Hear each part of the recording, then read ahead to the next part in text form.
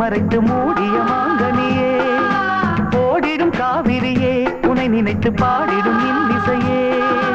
நாயகன் பூமடி மேல் நானும் பல நாடகம் ஆட வந்தேன்.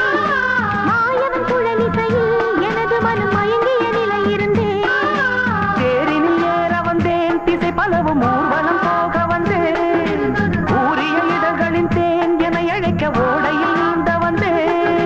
கேட்டதையாவையும் நான் தருவேன், இனி கேள்வி என்ன என அழைத்திட. அடையனது என அதில் வரும் அலை என இருமனம் அடைவதென்ன. விழிகளில்